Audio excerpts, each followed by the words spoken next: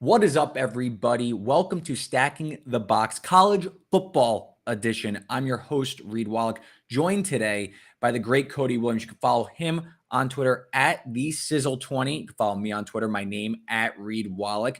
We're here all college football season, giving you the latest from what happened last week. We're going to set you up for next week. We're going to hand out some bets along the way. We're going to talk everything college football. We're pumped to have you this season. Cody, what's going on, man? Week 0, right here.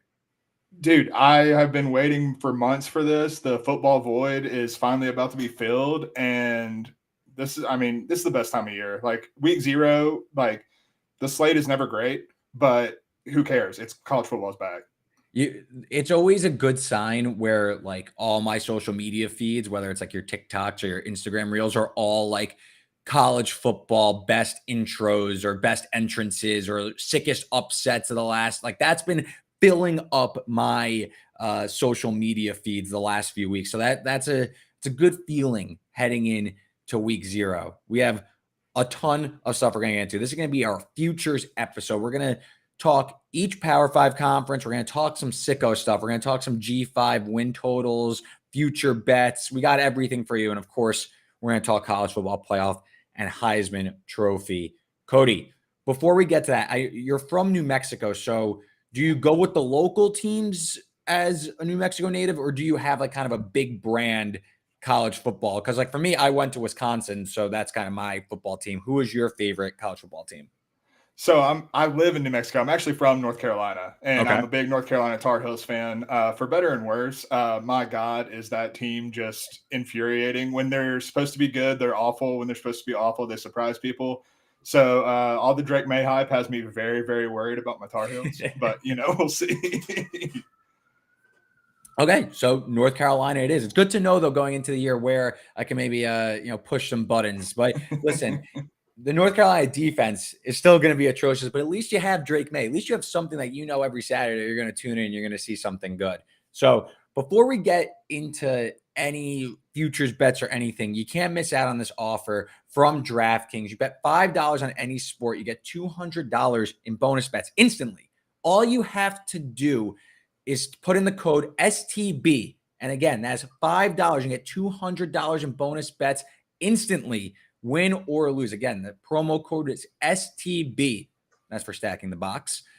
This offer is available for new customers who are 21 plus and are physically present in legal gambling states. Please remember to always gamble responsibly.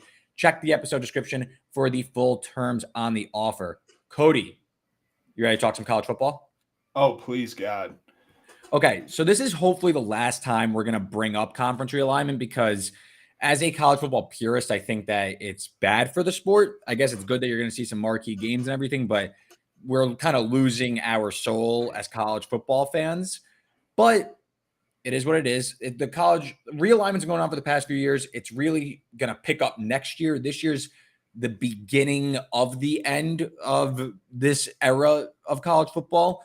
Have a few new teams in some new places where we've really seen the transitions are the Big 12, the AAC, the Sun Belt, and Conference USA. So, Cody, how do you see realignment affecting some of these teams both coming into new conferences and obviously leaving their prior ones? Are there any teams you're targeting that I think are going to hit the ground running, or are they going to struggle? So I'm going to start with struggle. I guess I'm, going with a little pessimism to start, but I'm a little worried about Cincinnati's jump to the Big 12, specifically because of all the changes they're going through as a program, in addition to making the jump from Group of 5 to Power 5. So like you're losing Luke Fickell, who built that program into, a juggernaut in the AAC. Like they were consistently at the top of the conference, competing for conference championships, and obviously they made the college football playoff on top of that. Now you're losing Luke Fickell. You're replacing him with Scott Satterfield, who I don't particularly think was a great coach at Louisville. And then on top of that, they're only returning 2 starters on defense. They're bringing in Emory Jones. I think this is his 3rd stop now. And I've watched Emory Jones play at previous stops and not exactly, making me confident in what they're bringing in at quarterback. Like they struggled at quarterback last year with Ben Bryant. So I'm really worried about the jump in competition for a team that's experiencing so much turnover, especially with the head coach too. Yeah, Cincinnati is a team that I've been eager to fade. Obviously, like you said, losing Luke Fickell, a lot of transition there. And this is a team that they were able to overwhelm over the past few years with elite defense in the AAC. You're now going up, and I'm not saying the Big 12 is chock full of elite defense, but the schedule is picking up. Schedule is going to get much more difficult, and I think that it's the wrong time to make the jump to the Big 12 when you lose your coach, you lose your defensive coordinator, you lose a lot of talent there. And like you said, Emory Jones, I think Satterfield's going to try and do like a Malik Cunningham redo here by going to get Emory Jones. The issue is Emory Jones not as dynamic. He uses his legs, but Cunningham is he was one of the most electric quarterbacks the last several years. So I think Cincinnati is in for a rude awakening. I'm going to talk about another team I expect to struggle making the transition up in class when we talk about our Big 12 future bets. I'll go more optimistic here. I think a team that is going to thrive in their new conference, especially because of some hires and some transfer portal makings here over the past several months. It's Florida Atlantic going to the AAC. This was a team I bet on to win the AAC earlier this summer. Get Tom Herman. You look at what Tom Herman's done at recent stops. I know he was fired from Texas, but this was a guy who finished several games over 500 at Texas. He wasn't really a failure. Texas wasn't back under Tom Herman, but he took in his first season. Texas was under 500, missed a bowl game. In his first season, won 2 more games, won 7 games, made a bowl game. Pretty tangible jump there to go from non-bowl eligibility to bowl eligibility in the Big 12 with a team like Texas. Then you look back at his prior stops at Houston, big jumps as well. So Tom Herman, everywhere he's gone, he's hit the ground running. Now he's going to an AAC that, like we just said, loses a team like Cincinnati, going through some transitions. And then they go and get Casey Thompson, who Tom Herman has a lot of familiarity from Texas. This is a team that returns over 75% of production on both sides of the ball. A lot of key playmakers here are back on an offense that was above the national average. It was the defense that struggled, but several key cogs back on the defense side of the ball. It was really bad. I'm not saying it was outside the top 100 in EPA per play, but at least you have some continuity. 18 and 19 players that played over 250 snaps are back. So at least you got some people back. At least everyone's familiar with each other. They know each other's names. I think this AAC is a little bit vulnerable at the top with teams like Tulane, UTSA. I know there's a lot of talent there, but this is the third straight team, and FAU has played them before. They're familiar there. I think Florida Atlantic, this is a team that can hit the ground running here with some Power 5 transports coming in. Cody, any thoughts on the AAC and Florida Atlantic?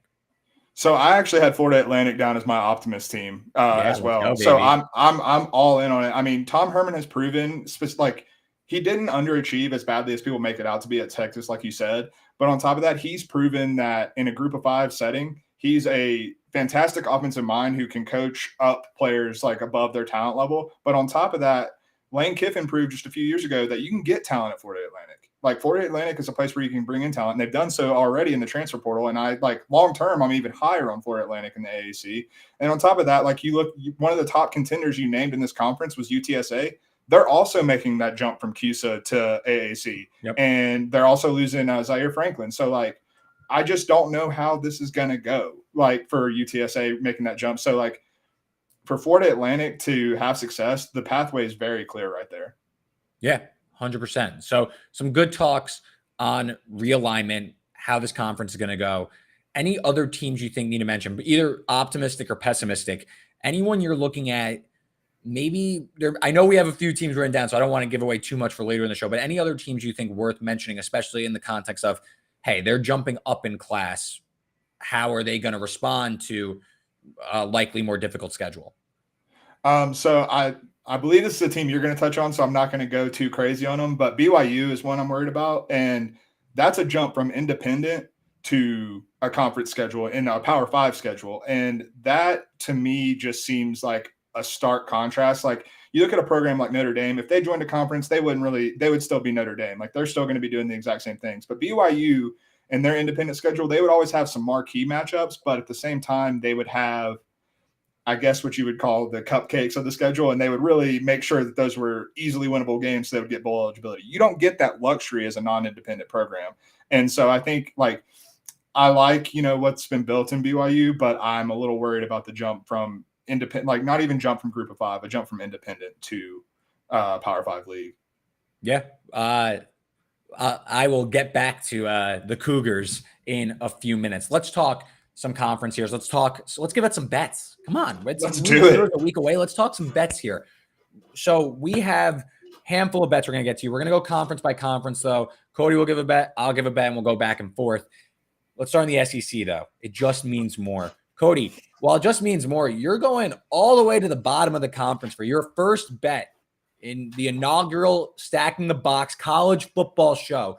What is your first win total bet you want to give out on the show starting the SEC? Yeah, I don't think it's much of a question who the sicko in this duo is. It's definitely me because I'm going Vanderbilt Commodores over 3.5 wins. Okay. First off, I'm a big fan of Clark Lee. I think that given the constraints that Vanderbilt's always going to have as a program in the SEC with academic restraints, and then on top of that, not a great football history in terms of the modern college football landscape, it's always an uphill climb. But we've seen that if you build this program the right way, like James Franklin did, that they can not compete for a national championship or anything, or even the SEC, but they can win some games. They can make a bowl. And I think 3.5 as their win total is just, disrespectful. It's -170, so there's a lot of juice, but they're bringing back A.J. Swan and Will Shepherd. Will Shepherd is one of the most underrated players in the SEC, in my opinion. I think he's a very dynamic receiver who probably could have transferred if he wanted to. Swan had some moments last year. I think that we see, with a full year as the starter, I think that we really get to see more from him. But they also have a 3-star running back, Cedric Alexander, who I'm really excited about. I think the offensive line has some continuity on it. And more importantly, the schedule sets up real nice for over 3.5. They start the season with Hawaii and Alabama A&M. That's 2-0. Then they play at Wake Forest. I'm not sure that Wake Forest is going to be much of anything this year. And I think when you get an improved Vanderbilt team go even on the road at Wake Forest, I think that's a winnable game. And then they play UNLV, who I think is another winnable game. So at worst, they're 3-1. And I think there's a lot of down teams or teams in the SEC that can have some slip-up weeks if they take Vanderbilt lightly. And I think Vanderbilt's good enough to catch them this year. So over 3.5, I'm all over it. Yeah, I agree. Market seems to agree as well, -170. I think it lands 4 a lot of the time. This is a Vanderbilt team trending in the right direction for sure. My best bet in this conference, we're a week out from the season, so markets have moved for sure. One that is still available that I have bet is Missouri under 6.5 wins. That this is a team, Missouri. They did go 2-4 in one-score games last year. They lost a crazy game at Auburn that they should have won. They played Georgia tough, and this is a team with Eli Drinkowitz.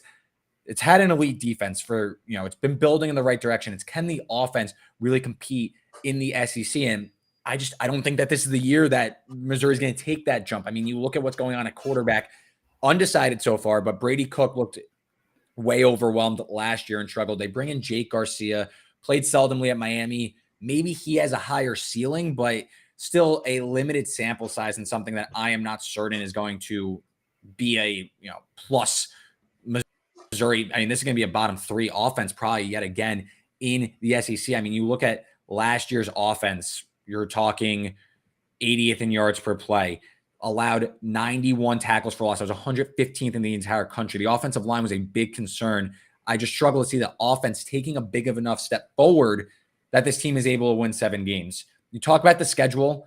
They play Kansas State in a non-conference play. They'd probably love to get revenge there. I'm going to still give the benefit of the doubt to Kansas State. I'll give them Memphis on a neutral. I'll give Missouri that. So I'll give them 3-1 in a non-conference play. But you look at the conference schedule, it's just a lot of really tough games that they're going to be considerable underdogs. You host LSU. You host Tennessee. You play at Kentucky. You play at Georgia. You play at Arkansas. I'm just skeptical that this team is going to be able to get the 7 wins. I think 6 is very likely looking at the schedule. Pretty reasonable price here at only -125. I'm comfortable taking Missouri. Again, maybe there is an offensive leap that I'm not seeing. Burden's a burner on the outside. He's a fantastic wide receiver. I think quarterback play is going to cost him again. I think Missouri, in the SEC, to win these one-score games, you need the quarterback that's going to lead you to these wins. And I don't see it with Missouri. Cody, agreement, disagreement? I'm open to all ears here. So, I mean, when I look at this, I see 6 or 7 wins. So, the odds makers set this total exactly right to where I'm looking at them. But I tend to agree with you when it's kind of a toss-up for me between, the 2 totals right around where the line is set. I'm always going to default to quarterback play, and I am terrified of what the Tigers have at quarterback. Like it's not a good situation. We haven't seen like anything that would make us think otherwise. Like the fact that it's undecided now means that neither of these guys who have underwhelmed thus far are like separating themselves. So that's worrisome to me. They play the games that they would love to play on the road at home and against LSU. And it's a tough situation for Drink. So I would lean to the under with you on this for sure. It's a program moving in the right direction. Again, though, I just don't know if the talent's there to start really piecing together 7-8 win seasons. And really, maybe this team is better on paper than it is wins and loss wise, but I just don't know if the win total is going to get over this number. So I'll play Missouri under 6.5 wins. Let's talk some Big Ten. This is my country now. All right. Big Ten. Cody, what are you seeing here? I'm playing to your heartstrings here. I'm going with Wisconsin to win the Big Ten West at plus 140 on FanDuel. I think that I don't feel like it's been talked about enough. I mean, people have talked about Luke Fickell coming, and that's a great thing. But I think Phil Longo coming to this offense is the biggest factor that not enough people are discussing at length. Like we saw what he did to North Carolina's offense. North Carolina was not a 9-3 team last year. And granted, they had a better quarterback talent in Drake May than Tanner Mordecai is, but a lot of it is Phil Longo's offense. And that North Carolina offense has been humming. And I think he's going to open up the passing attack in ways that we just haven't seen. Like his offense is so wide receiver friendly that you don't need, elite talent, which Wisconsin doesn't have at wide receiver. But then you complement that with the run game of Braylon Allen. And obviously Wisconsin is just an offensive line factory. I just think that this team is going far too underrated to be honestly at plus odds. Like I would probably have them as a slight favorite to win this conference, like more so than like just being at the top of the odds boards. And I think that people are overrating Iowa getting Cade McNamara. I don't think Cade McNamara has shown me that much from his time at Michigan. And I think that's probably their biggest competition in the West. So I'm all in on Wisconsin in the West. Yeah, the schedule really sets up nicely for the Badgers this season. Obviously, wholesale changes everywhere. This is going from run it, chug it football to what is I've seen now called the dairy raid, an air raid offense. But this is a team, though. Cody, you're familiar with Phil Longo's offense. They're still going to run the ball. Mm-hmm. This is not straight like quick 5-yard outs. We're running the ball with or we're chucking the ball downfield with Tanner Mordecai. This is a team that's still going to have Braylon Allen, Ches Malusi. Those guys are still going to – Allen's going to run for well over 1,000 yards. Malusi is a great secondary change of pace back as well. This Wisconsin team is very good. I don't have any future exposure to them because I wonder if like year one in these changes, maybe things go a little sideways. But the schedule, you're right. This is a team that is rightfully the favorite in the Big Ten. I have no gripes about that. Iowa's schedule also very easy, but Wisconsin plays Iowa and hosts them. So that's a big one there. I'm going with another team, though, not going top of the board, but to me, this is a team that it should be right there. It's Penn State, over 9.5 wins. This is a 10-win team. In my opinion, probably an 11-win team. This Penn State team is absolutely loaded. I played their under last year because I didn't like what was there with Sean Clifford. I questioned some of the changes, Manny Diaz's first year, and I was wrong. I was absolutely wrong. And now they make so many upgrades. Drew Aller is an absolute stud prospect, future pro prospect with a big arm, one of the top quarterback recruits from 2 years ago. He's joined the backfield by Singleton, who was a stud freshman, played last year. Allen as well in the backfield. Passing game is going to pick up with Dante Cephas from Kent State coming in. The offensive line returns a future first-round pick. I mean, this team is ready to go on the offensive side of the ball to win the Big Ten against a lot of these teams on their schedule. You got to score like high 20s to really like push past like the Illinois of the world. Yeah, Penn State should probably be scoring 30 plus each game. That's how I see this offense. And you look at the defensive side of the ball, Chop Robinson's back. I mean, my notes are littered with future pros on this roster. Again, like I said, Chop Robinson back. Kalen King, arguably the best cornerback in the Big Ten, had over 20. I saw the stat. I didn't even think it was real. 21 passes defended last season. You can't throw on this guy. This is a team. Also, Isaac is back after he missed all of 2021 and came on record and said, I didn't feel 100%. I'm 100% now. This is a Penn State team that is ready to roll. You look at the schedule. They do go to Ohio State. They're a pretty big underdog in that game. Ohio State has some questions here that I think Penn State could hang. They host Michigan. Even if they lose those two, let's just say, I think they get one, but let's say they lose both. That's 10 wins. They need to run the rest of their schedule to get over this total. And I struggle to see where if this team shows up and they play to expectation, they're going to win the rest of their games. I look at Maryland, you're going to be favored by well over a touchdown, probably double digits. At Illinois, you're going to be favored by double digits. You get Iowa at home, who's a different team on the road. Penn State over for sure. And we'll talk about them again later in the show. Yeah, I mean, lock me in with you. I mean, I'm all in on this Penn State team. I was shocked when I saw the number at 9.5 because if I'm not mistaken, Michigan and Ohio State are both at 10.5, correct? Yep. And I believe that this team is on the exact same playing field as they are this year. And granted, I think that's a bet on Drew Aller. Like, I think that's really what we're coming down to. Like, if Aller like lives up to the hype and comes in and is able to, upgrade over Sean Clifford, I think that this offense could really take off because, like you said, the rushing game, the offensive line, the weapons, like they're all there. And if the quarterback makes a big jump from what they had last year, then this team is on the same playing field as Michigan and Ohio State. There's legitimately a path where this team goes 12-0. Like, it's not out of the question. And so, like, when that's still in the playing field and we're getting an over-under at 9.5, that's an over every single day. I agree.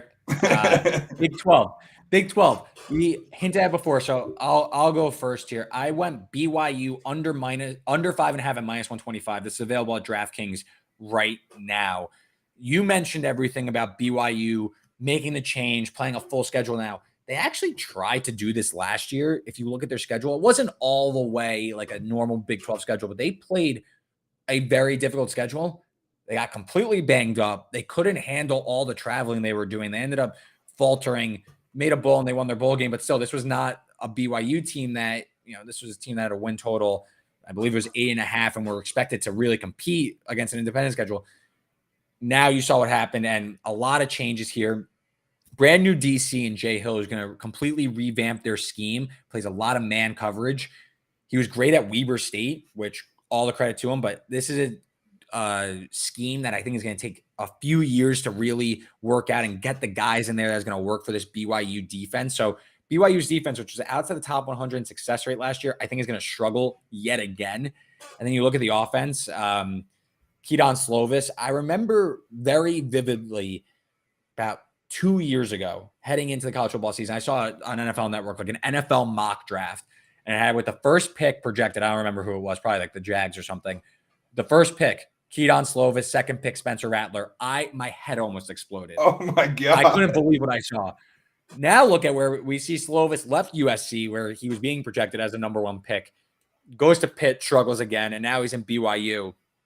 I do not believe in Slovis, especially against the Big 12. Again, I'm not saying that these are the best defenses in the country, but this is a big jump. And I mean, definitely from the ACC, but to me, this is an offense going through a lot of transition. Lose Gunnar Romney, lose Parker Nakua. This BYU team is in for a rude awakening coming into a conference schedule. And while I will say they will have probably a decisive home field advantage playing at altitude in Provo, I just don't know if it's going to bear fruit as much in this year's schedule. If you look, week 3 at Arkansas, week 4 at Kansas, that's a lot of travel for them. It goes both ways. So that's a really tricky spot right there. They do host Cincinnati, but then you kind of lose like a bye advantage because you're going to TCU, then Texas Tech, and then back on the road to play Texas.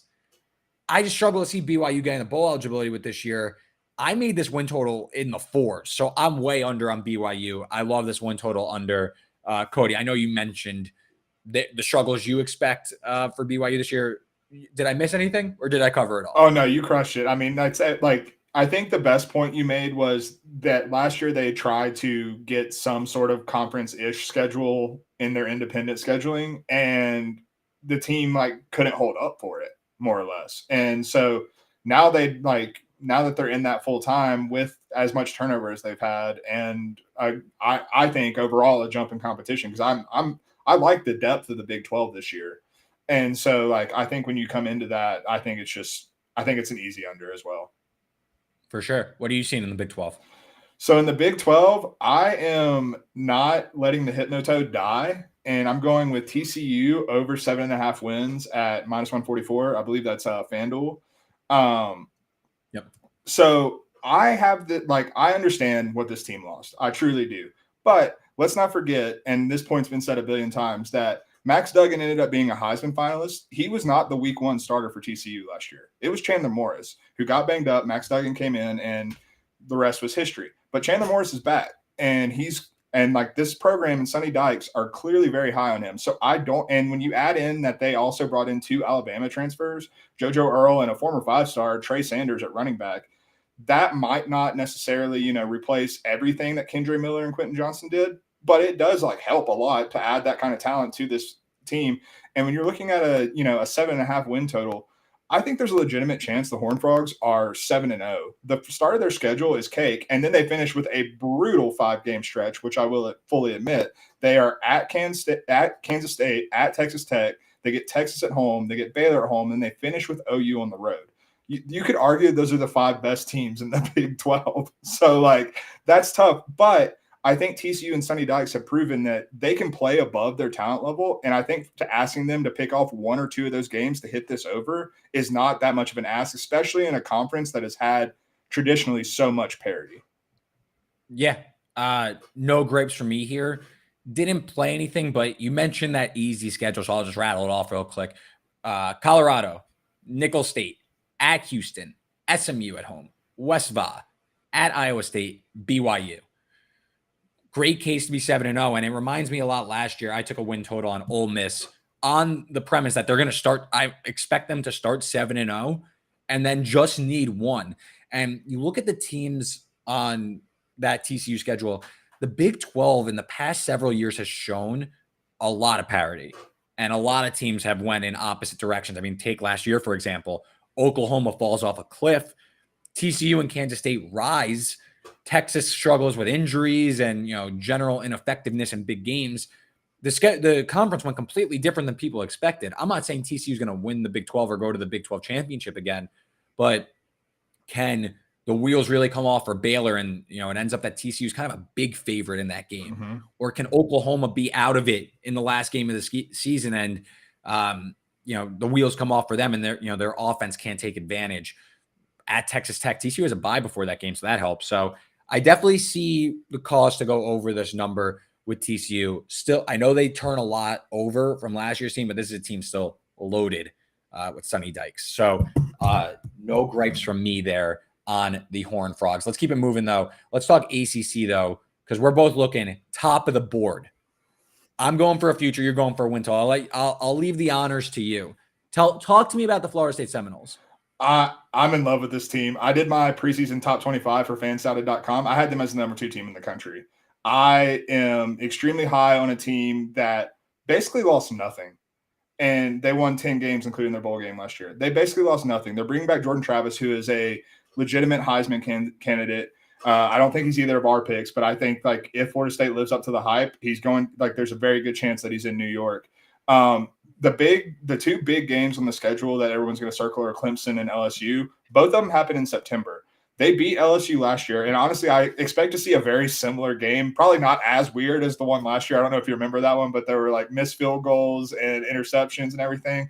But both teams are returning a ton of starters, so they can very much win a game against LSU at a neutral site. And then Clemson, I'm a little worried about Clemson out of the gates. I think they're still going to win a lot. I don't hate what you're coming up with shortly, but I do think that they're still going to win a lot of games. But I think that we could see some, early stumbling blocks against better competition like Florida State because of, you're still installing a new offense under Garrett Riley. Cade Klubnik, though he played last year, is still not totally experienced. He has a little bit of experience, but he's still green, I would say, as a quarterback. And so basically the only game that I think could ruin this over-under is they have a trap game at Pitt late in the season. It's right before the Miami game, and that playing at Pitt is never a fun task. Pat Narduzzi always comes in. You're going to get hit in the mouth 45 times. Especially as an underdog. Exactly. So that's the one thing that worries me, but I think that they clip either one of LSU or Clemson, and that still gets me to this over. Yeah. For the LSU FSU game, of course I remember it. Had FSU in the game. Very lucky to win that one because I don't think they deserved it. I think especially the last like 3 years, I can tell you what happened in pretty much every single college football game that happened. I remember all. If I didn't watch it, I at least know I get a basis of what happened. You make fantastic points. I completely agree with the talent. The issue is that Clemson is a much better team this year, and they're going to win the ACC. I won't say that I think going over on Florida State isn't necessarily the wrong bet. I'm not betting it myself because I've come around on Clemson, and this is my team this year from a betting perspective and how I see this all going.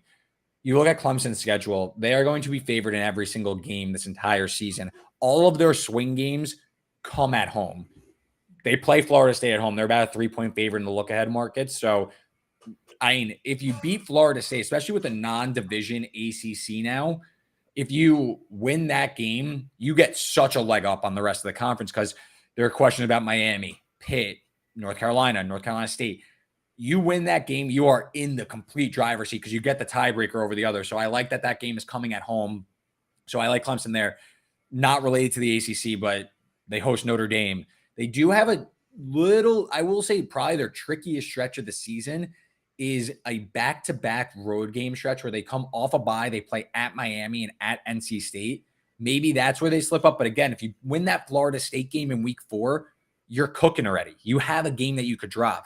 So I like Clemson to win the ACC. Again, I give them a decisive advantage to get to this game. And then, even if you want to call it a pick against Florida State, you're getting some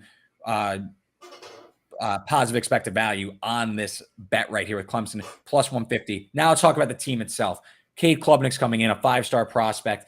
And most importantly, the impetus for this bet is that they got Garrett Riley from TCU. You mentioned about TCU a few minutes ago, how Max Duggan wasn't even supposed to start last season. Look at what they did with Max Duggan, who wasn't even supposed to start. Went to the national championship game, top 15 in EPA per play. Max Duggan was a Heisman finalist. Cade Klubnik has far more upside than Max Duggan or even Chandler Morris has.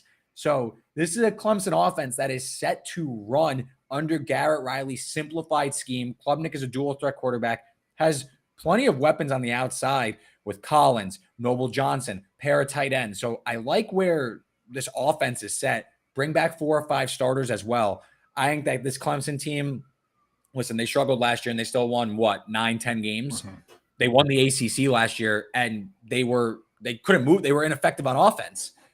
Love Clemson to win the ACC. I think Clemson runs the table in the regular season. I think that they win the ACC championship game. They're back in the college football playoff.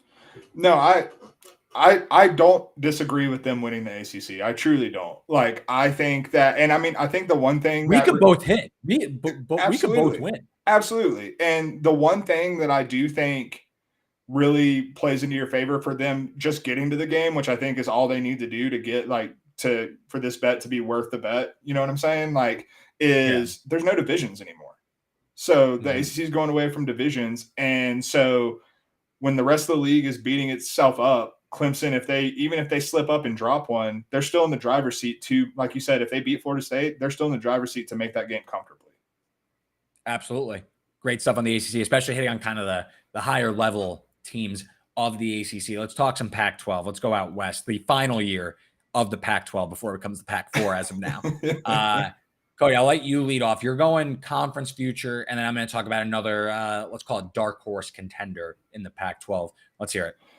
So I have Washington to win the conference at plus 320. I believe that is on FanDuel. I'm going to be completely honest with you. I hate betting the Pac-12. The Pac-12 is just the most infuriating league. I'm glad it's going away from a betting purposes. But I will say that one thing I see when I look at this conference, especially at the top with USC, Oregon, Washington, and then Utah, if you want to throw them in there, considering they are back-to-back conference champs, is, to me, at least those top 3 teams, you can interchange them, and I don't have a problem with that in terms of power ratings and rankings and stuff like that. I think that they are very on par with one another. But the one thing that comes to mind with me with this team is everything Kalen DeBoer is bringing back. And after we saw what he did in year 1 with this team, they were in contention to win the Pac-12 last year. with a team that was basically like, okay, we have a new coach, we have a new system, we're just gonna, run and gun with Michael Penix Jr. And they almost won the conference, and now you get another year in the system, bringing basically everyone back. It honestly reminds me a little bit of Penn State in a way that this team has NFL draft prospects on both sides of the ball, crazy, like in a crazy way, like Braylon Trice on the defensive line. Then you have Rome, and I totally blank on his last name, but the receiver. You could probably correct me on that in just a second. McMillan and Odunze, Odunze. Returning 1,000-yard receivers. Yeah, and then Penix, if Penix stays healthy, then there's no reason that Washington's not going to be able to win the Pac-12, and they have the third highest odds behind USC and Oregon. So I'm going to take the value there, considering I think they're on the same level playing field as those two programs. Yeah, I don't hate it. I'm still looking at Utah. I'm kind of waiting for the Cam Rising news to drop and maybe get a discounted price on the Utes. That's a team I've backed the last 2 years, so I owe it to them to ride them again. But I will say the key for Washington, they do have to go to USC in Pac-12 play. But the real swing game, because I think USC's schedule is hellacious, but the real swing game comes home Oregon and home Utah. Those are the two that I think really could determine this Pac-12 race, especially to get to the game. So Washington gets both those at home. I don't hate it. I'm not sure if I could trust their defense. You mentioned they have pros, but it was a porous defense last year. I don't hate it, though. No bets for me so far on Pac-12 outright. My bet, though, Oregon State under 8.5 wins. You get this at -130 at FanDuel. I just think that this is a huge jump in expectation for the Beavers. This is a team that had a win total of 5.5 last year. They had an unbelievable season last year. What did they end up finishing last year? I think it was 9 wins, 10 wins. They ended up winning. It was 9, wasn't it? I believe it was 9. It was, nope, that link didn't work. I believe, 10 wins if you count 9 regular season wins. So now you are being asked to match that. You're being asked to match 9 wins from last season. This is a program that does not recruit on the level that wins 9 games year in and year out. This isn't a program that typically competes with the USCs and the Oregons and the Washingtons of the conference. This is more of a not underachieving, more of an underdog type team when you look at the scope of the Pac-12. So why is their win total 8.5? Oh, because they got DJ Uyunglele. I mean, we saw this last year. We saw it last year. And now I know that this Oregon State team, they're going to be run heavy. They're going to lean on Martinez and Fenwick and their hog mollies up front to really give a push. But this is a change in expectation for this Oregon State program, going from a team that can they maybe go bowling to you need to win 9 games to get over this. If Oregon State goes back-to-back, when's the last time they won back-to-back 9-win or had back-to-back 9-win seasons? Cody, if you want to pull up like their Wikipedia page and go scroll for it. So now I'll give you a little schedule breakdown as to why I'm a little concerned. First of all, the reason why they won last year was more based around their defense, and they lose 2 pro cornerbacks. This was a team that really thrived on the defensive side of the ball, and I think that's going to come back to haunt them with their lack of returning production on that side of the ball. Because, again, we stated DJ Uyunglele, this is not a guy that's going to lead an offense. It's not going to be explosive. The defense was top 25 in points per drive allowed, top 15 explosive pass defense. In the Pac-12 especially, that really pays off. That defense is going to take a step back. Oh, boy. Look out, because this team is going to fall off a cliff. I will say the schedule gives them a lot of runway. They do host UCLA. They host Utah. They host Washington. Corvallis is a tough place to play. They do play at Oregon. But I don't know. This is not a team I'm trusting to walk in on the road to these Pac-12 games and be like, oh, this team's going to be favored by like 2 touchdowns. By the way the market's talking, I don't trust them. At Washington, at Cal, at Arizona. Arizona could absolutely throw all over them and beat them. So to me, way too high of expectations for Oregon State. They're going to go bowling again, but 8.5, no way. Under for me. So just a cursory glance at this Wikipedia page. The only time I believe it's happened was Mike Riley did it 3 years in a row from 06 to 08. They went 10-3, 9-4, 9 years ago. Yeah, exactly. And I think that's the only time in program history from just a cursory glance at, 150 seasons or whatever. But I mean, it's not happened often. And I completely agree with you. I think this is a 7-8 win team. Like, this is a good football team. Do you know, like, I don't want anyone to get that twisted by betting the under that, you know, especially with a total of 8.5. But like you said, like, I just don't think that there is any way that this team playing in a Pac-12 that I also believe is overall elevated from last year too. I think that's a very crucial factor too, that they're going to replicate the success that they had last year. And so I think under 8.5, like, I was surprised when I saw the line. I figured it'd be 7.5, which would have made me, you know, waffle back and forth on which way I would want to lean on that. But 8.5, that's a pretty easy under for me. Yeah, it's just the jump in level, like expectation wise, is just a little too much for me. And again, like, if let's say Oregon State goes 8-4, that's like another really good year. Like, Oregon State fans will be pumped with 8-4. They'll take that. They rarely have that. So to me, that's when it's time to sell this, especially when you look at last season and what they did. I just think you're going to see a natural drop back. And I think getting a guy like DJU is overrating their number, in my opinion. So there's our Power 5 outlook, future bet from every single conference. Let's go outside the Power 5, though. Let's go Group of 5, because me and you, we're in the weeds on college football. We're looking at every team. All bets are the same. All teams are the same. We love all 133 of these teams with equal love. Let's go outside the Power 5. You're looking at over. I'm looking at under. So I'll let you give the glass half full look. Who are you going over on from a Group of 5 team? So this goes against one of my principles. Actually, I never bet MAC futures, but I'm going Ohio over 7.5 wins.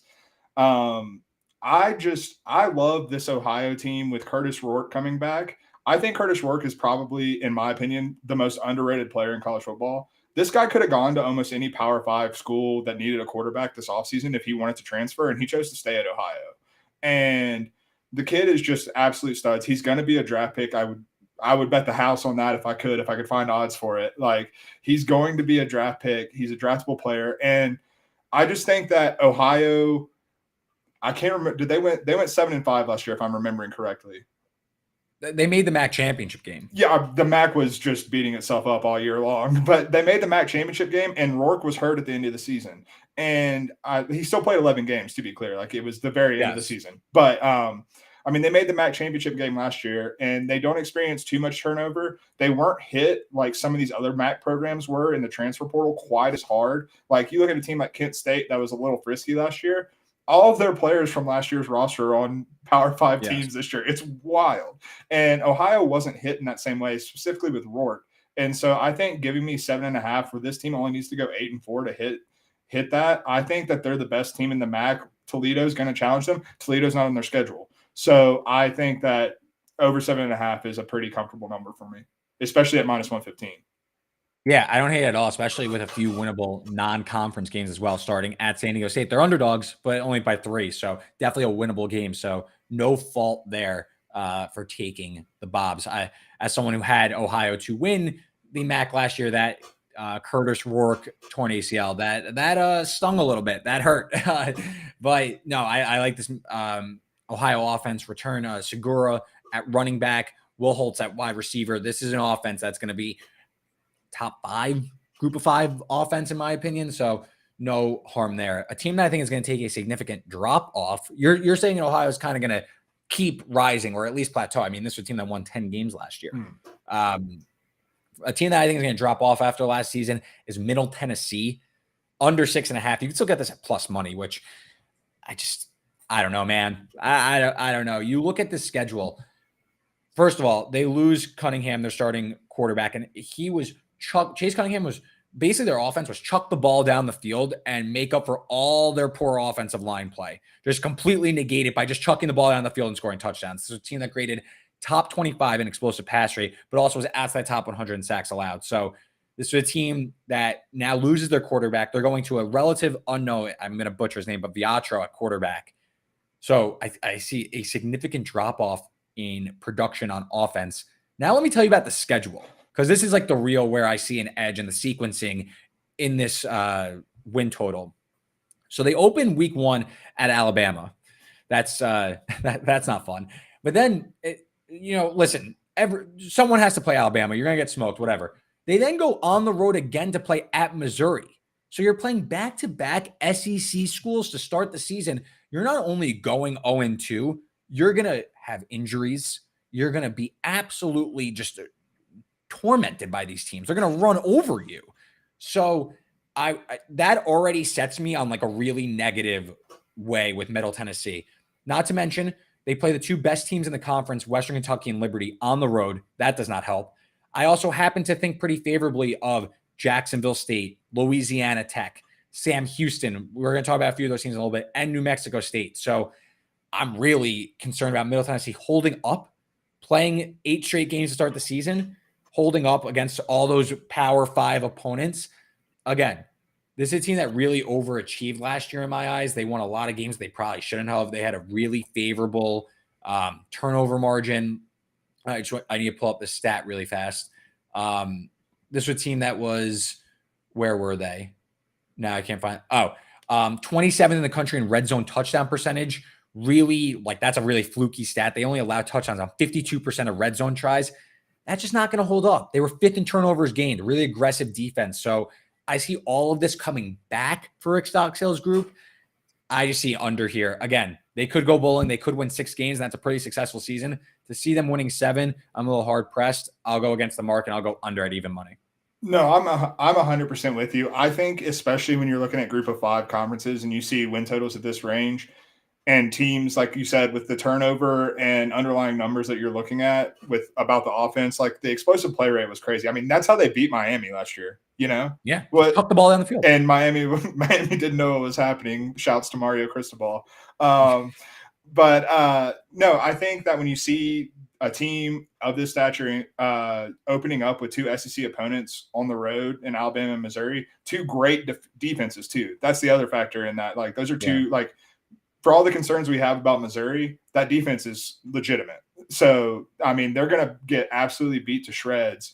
And then you have to go and play a conference schedule in a conference that, like you said, like, they're playing the 2 top teams in the conference. And I think that the strength of this league in CUSA is better than people are giving it credit for. I still think it's one of the lower ranked group of 5 leagues, but I still think it's, for the teams in it, I think it's going to be challenging to, like, emerge as a true, front runner.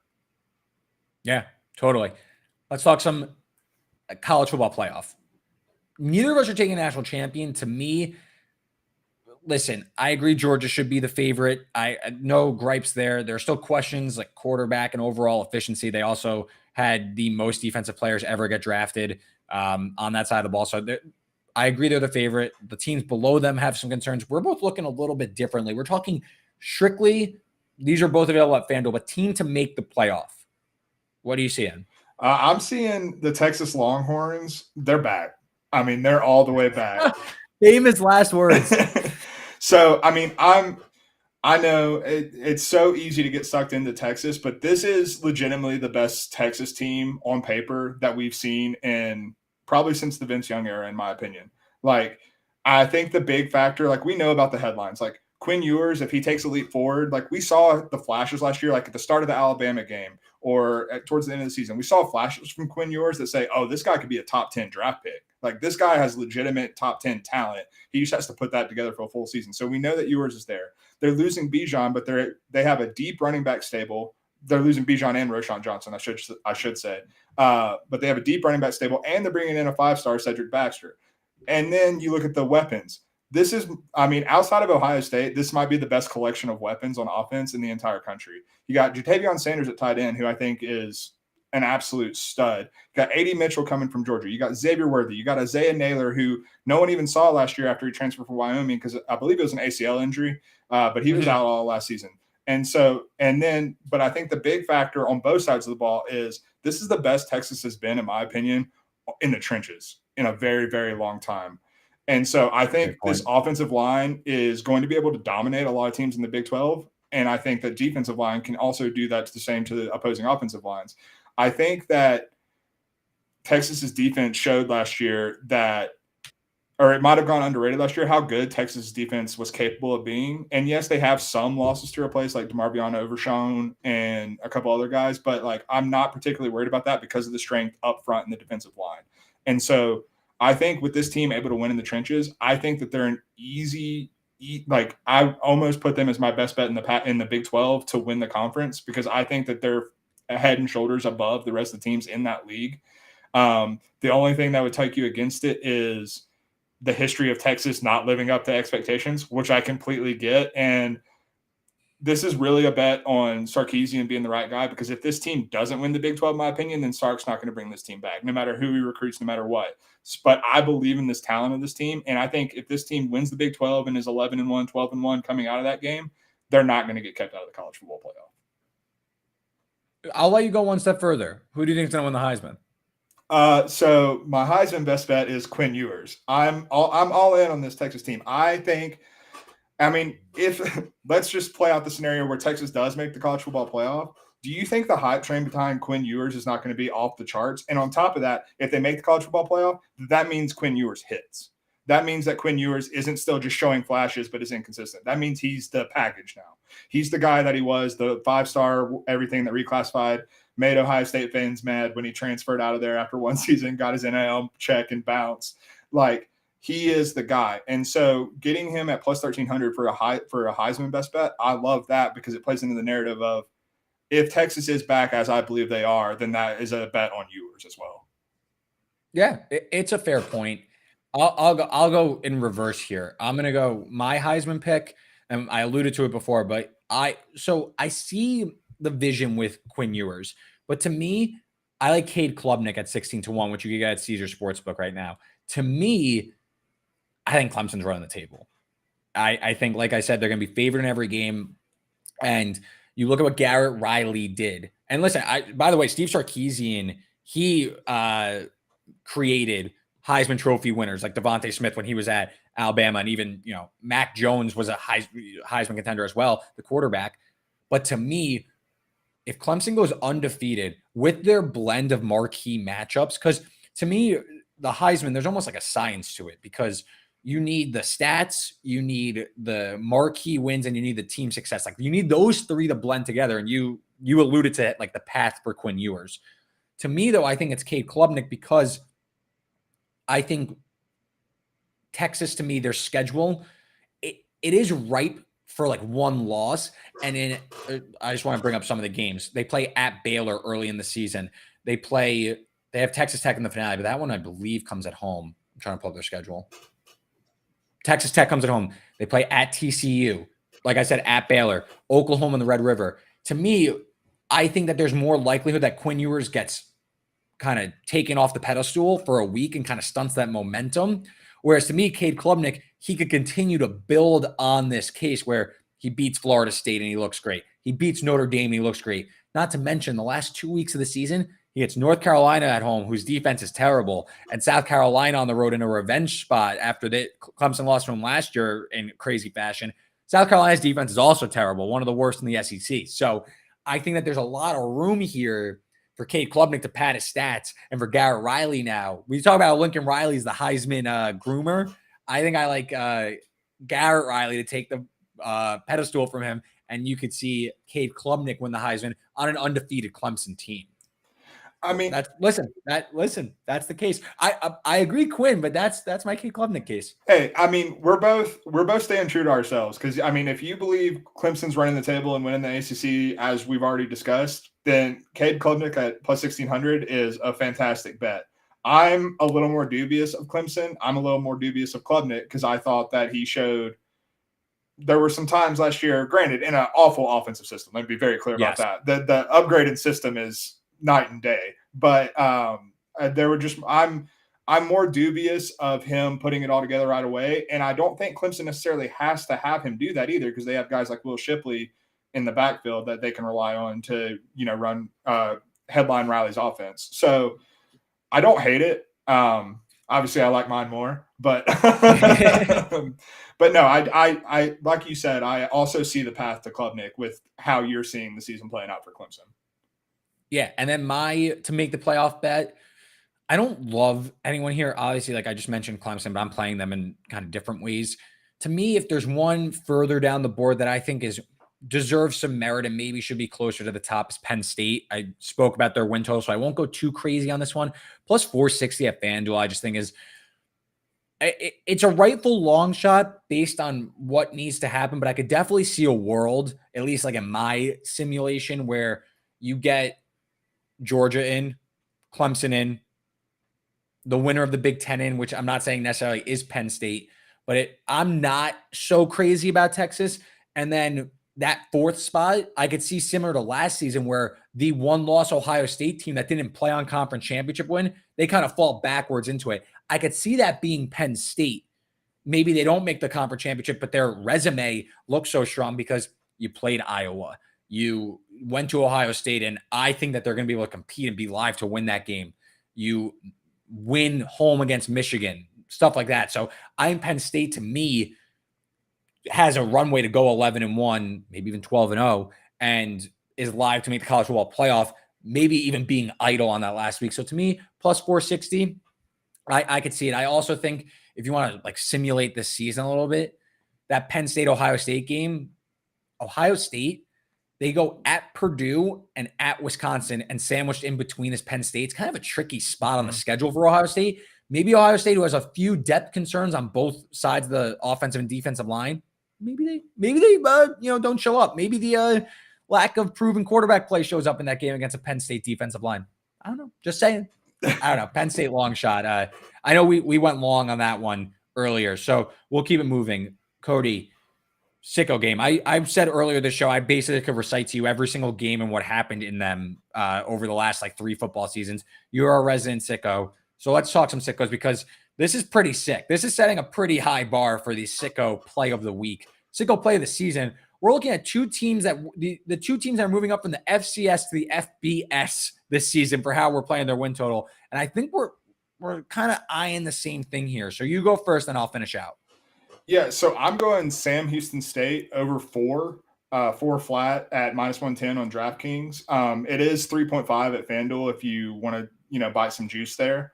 But so this is a team, like you said, they're making the jump from FCS to CUSA, and they're at the Bearcats with a K.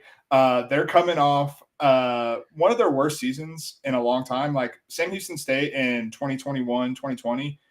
Or sorry, not 2020, 2019, like just previously in FCS, they were one of the best offensive teams in the country. Last year, not the case. They didn't even make the FCS playoffs. So this is a team coming off a down year in FCS and making the jump to FBS. But I think one of the things that we're really underrating here with the Sam Houston State team is that history. And maybe last year with the offense was the outlier. This team's going to score points. They bring back a ton of they bring back basically most of their production from last year. They lose their leading receiver, but they bring back their second and third leading wide receivers from last year. And they also have depth at quarterback. And that's a big thing for me. I'm totally blanking on the guy's name after I just said it. Keegan Shoemaker. He was a starter last year. He had some ups and downs. Like he had some good games, but overall, I think he completed under 50% of his passes.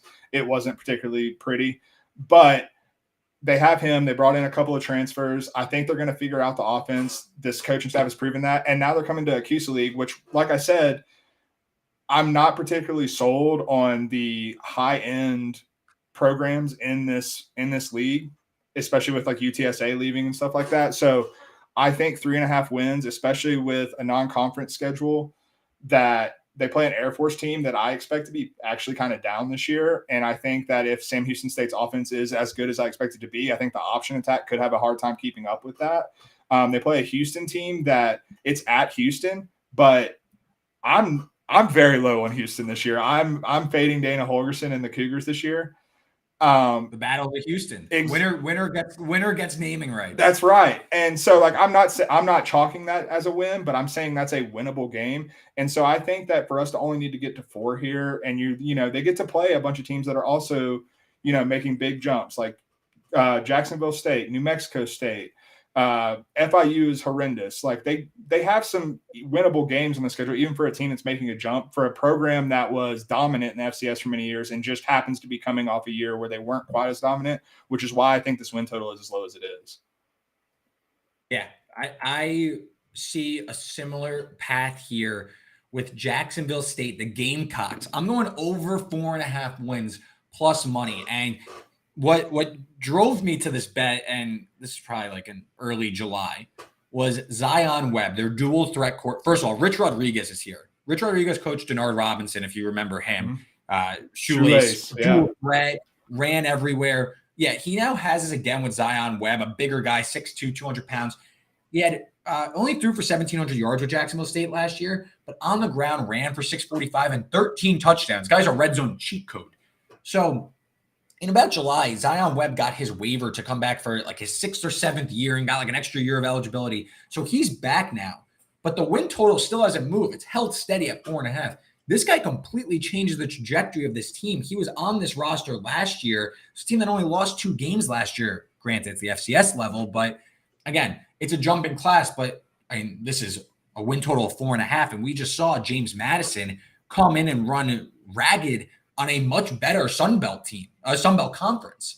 So to me, Jacksonville State, a lot of upside here. And you look at the schedule. You mentioned Sam Houston has a lot of coin flips. I agree. I think Jacksonville State has a lot of coin flips. Look at week 1, for example. They're about to pick them against UTEP at home. So there's a coin flip right there. They host East Tennessee State. They're going to be huge favorites on that one. They get Eastern Michigan at home, a MAC team, a lot of returning production there. But to me, that's a coin flip at home. Again, they do have to play Liberty and Western Kentucky at home, but they play at FIU. They actually, because they play in week 0, get 2 byes. So the schedule's kind of nicely paced out. I just think, to me, way too many coin flips in a conference that we assume Western Kentucky and Liberty at the top, but we don't really know after that where everyone else is supposed to be placed. What if Jacksonville State, being priced as the 6th best team, is really the 3rd best team, or even the 4th best team? All of a sudden, this team is going. They aren't eligible to go to a bowl, but they are, bowl. They win enough games that would qualify them for a bowl, and they win 6 games. So at plus Miami, there's a plus 112 at FanDuel.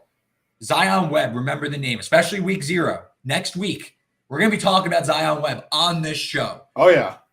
CBS Sports Network against UTEP.